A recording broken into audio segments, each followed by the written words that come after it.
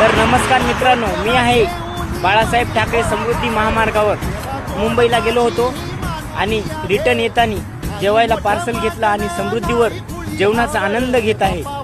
हे पहा, हे आहे जेवण आणि या जेवायला।